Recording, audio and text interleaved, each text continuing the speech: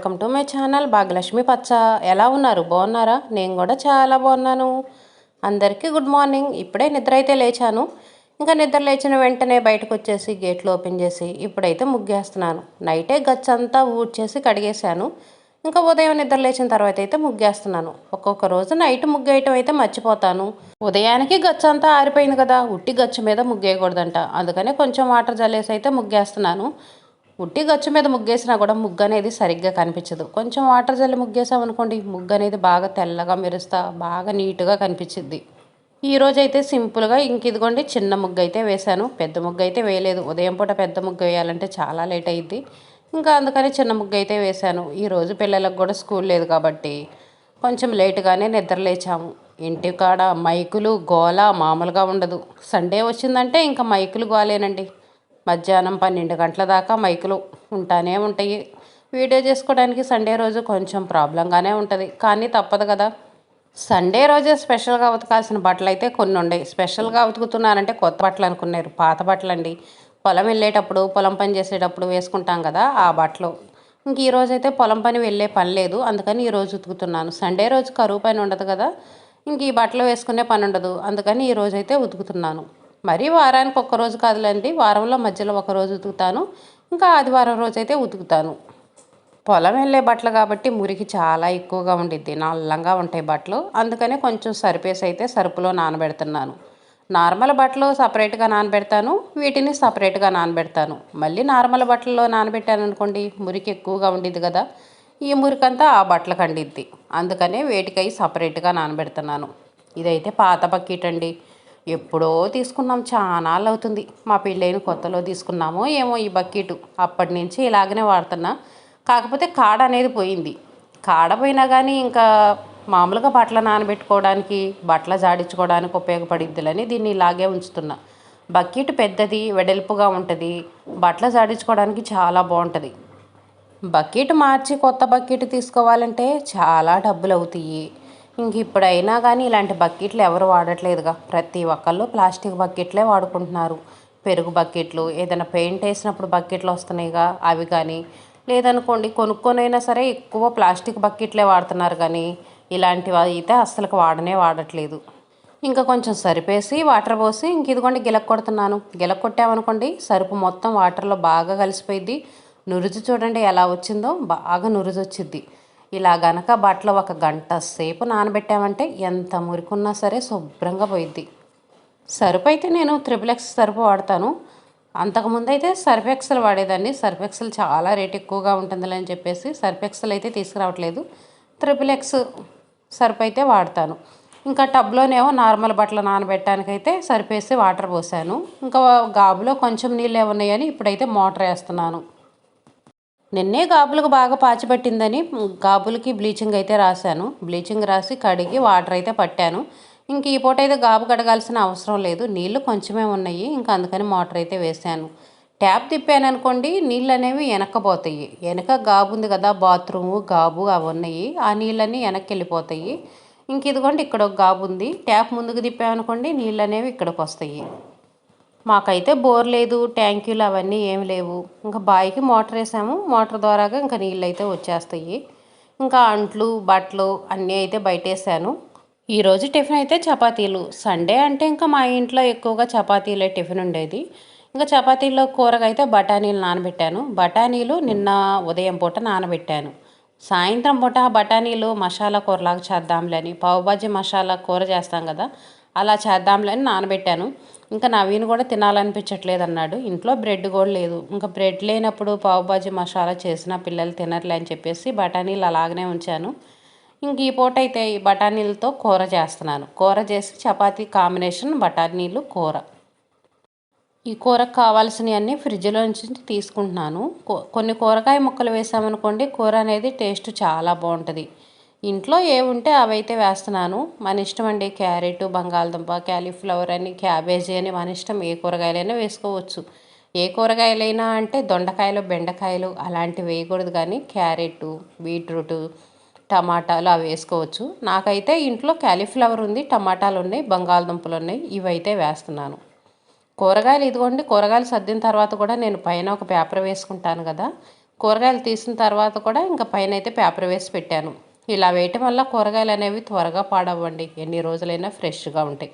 మరిన్ని కూరగాయలు తెచ్చినప్పుడు మాత్రం నేను ఇలా అడుగున పేపర్ వేసి సర్దేసి మళ్ళీ తర్వాత కూడా పైన పేపర్ వేసి పెట్టుకుంటాను.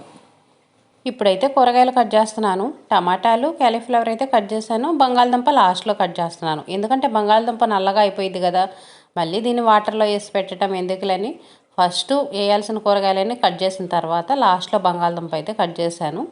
ఇంక ఇదిగోండి, పొయ్యి మీద అయితే ఇంకా కుక్కర్ పెట్టాను. వీటిని కుక్కర్లో ఉడకబెట్టుకోవాలి, మెత్తగా ఉడకబెట్టుకోవాలి. అందుకని కుక్కర్లోనే ఉడకబెడతాను. మామూలు గిన్నెలు అనుకోండి అంత మెత్తగా కుక్కర్లో కొంచెం ఆయిల్ వేసాను. తర్వాత కొంచెం నెయ్యి కూడా వేసుకుంటున్నాను. నెయ్యి వేస్తే చాలా బాగుంటుంది. పావుబాజీ మసాలాకి ఈ కూర చేసుకుంటాం కదా, మనం ఉట్టిది తింటాం కదా, టేస్ట్ అయితే చాలా బాగుంటుంది.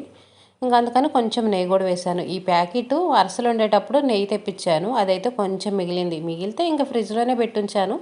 అవసరమైనప్పుడు తీసి వాడుకుంటూ ఉంటాను. ఇంకా అయిపోయిందిలేండి, నెయ్యి అయిపోయింది. ప్యాకెట్లో కూడా కొంచెమే ఉంది.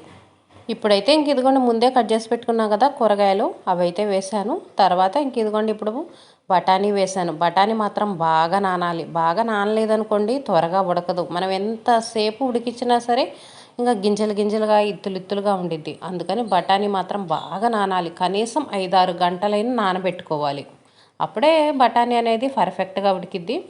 దీంట్లోకి మెయిన్ కావాల్సింది పావుబాజీ మసాలా. ఈ మసాలా ఉంటేనే ఈ కూర టేస్ట్ అనేది వచ్చింది. లేదనుకోండి కూర టేస్ట్ అస్సలు బాగుండదు. ఈ మసాలా మనకి ఎక్కడైనా దొరికిద్దండి. చిల్లర కొట్టులో పావుబాజీ మసాలా అడిగితే వాళ్ళే ఇస్తారు. కూరలో కారం మాత్రం చాలా తక్కువ వేసుకోవాలి. మసాలా ఘాటుగా ఉండిద్ది. కొంచెం కారం వేసుకుంటే సరిపోయిద్ది. ఇంకా కొంచెం ధనియాల పొడి వేసుకొని, ఉప్పు అయితే ఇప్పుడు వేయను. ఉప్పు వేస్తే కుక్కర్లో త్వరగా ఉడకవని చెప్పి నేను పప్పు వండినా సరే ఏమైనా కుక్కర్లో ఉడకబెట్టేటప్పుడు ఉప్పు అయితే అస్సలకు వేయను. తర్వాత లాస్ట్లో వేస్తాను ఉప్పు. ఇంకా వీటికి ఉడకటానికి సరిపడా వాటర్ అయితే పోసాను. కొంచెం కలర్ కోసమని పసుపు అయితే వేస్తున్నాను. వేసి మూత పెట్టేసి 2-3 విజిల్స్ హై ఫ్లేమ్లో పెట్టుకొని ఒక 2 విజిల్స్ సిమ్లో కనుక పెట్టుకున్నామంటే మెత్తగా ఉడికిపోతాయి. మా కుక్కర్ లాంటిది అనుకోండి, చాలా జాగ్రత్తగా దగ్గర ఉండి ఉడకబెట్టుకోవాలి. విజిల్ కూడా చూడండి, నేను ఇలా పైకంటేనే విజిల్ వస్తుంది, లేకపోతే అసలు విజిల్ కూడా రాదు. నార్మల్గా మంచి కుక్కర్లు ఉంటాయి కదా, అవి అయితే హై ఫ్లేమ్లో 2 విజిల్లు, సిమ్లో 2 విజిల్లు వస్తే చాలు, చక్కగా మెత్తగా ఉడికిపోయిద్ది. ఇంకా కూరకి పొయ్యి మీద పెట్టేశాను కదా, ఇంక ఇప్పుడైతే చపాతీల కోసం పిండి అయితే కలుపుతున్నాను. ఇంట్లో సరుకులు అయితే అయిపోవచ్చినాయండి. ఒకటి ఉంటే ఒకటి ఉండట్లేదు. గోధుమ పిండి కొంచెమే ఉంది. ఇంకా నవీన్ని షాపుకు పంపించి అయితే షాప్లో ఒక ప్యాకెట్ తెప్పించాను. కానీ ఇక్కడ గోధుమ పిండి అయితే అంత నాణ్యంగా ఉండదు, అంతా పొట్టుగా ఉంది. ఇంక ఏదో ఒకట్లే అని చెప్పేసి ఇంకా ఆ గోధుమ పిండి అది ఇది 2 అయితే కలిపేశాను. చపాతీలు ఈరోజు ఎలా ఉంటాయో చూడాలి. సరుకులు ఒకేసారి అయిపోయావు కదా, ఇంకా అయిపోయింది, ఏదైనా ఒకటి అయిపోయింది అనుకోండి షాప్లోంచి తెప్పియటం అలా అడ్జస్ట్ చేస్తున్నాను. ఇంకా సరుకులన్నీ ఒకేసారి తెప్పియాలి. ఇలా తెప్పించినా సరే సరుకులు వదగవు, మనకి డబ్బులు వేస్ట్ అయిపోతాయి. ఇంకా 2 రోజులు లేట్ అయినా సరే సరుకులు మనకు కావాల్సినవన్నీ ఒకేసారి తెప్పించుకొని ఉంచామనుకోండి, ఒక నెల రోజులైనా సరే ఇబ్బంది లేకుండా ఉండిద్ది. ఇంకా చపాతీలకి పిండి అయితే కలిపి పక్కనైతే పెట్టేశాను. ఇంకా ఈలోపు కూర కూడా ఉడికింది. పప్పు గుత్తి తీసుకొని మెత్తగా అయితే మెదిపేస్తున్నాను.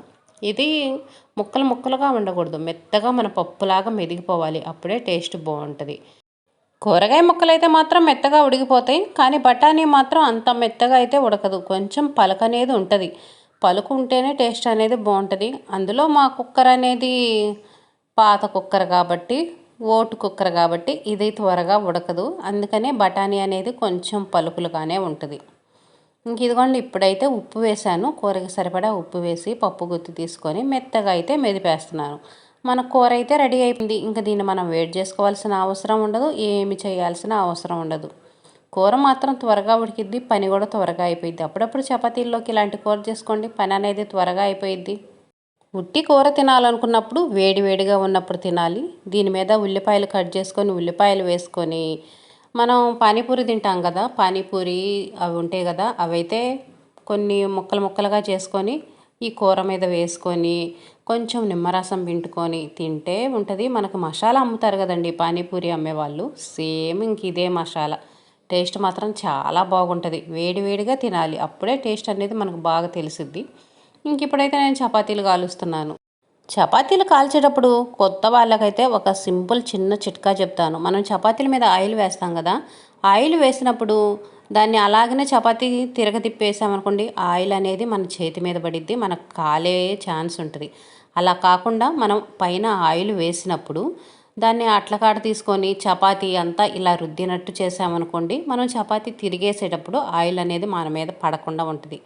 తెలియని వాళ్ళు తెలుసుకుంటారు, కొత్తగా చేసే వాళ్ళు ఉంటారు కదండి, వాళ్ళైతే జాగ్రత్త పడతారు, పైన ఆయిల్ వేసుకోకుండా ఉంటారని చెప్తున్నాను.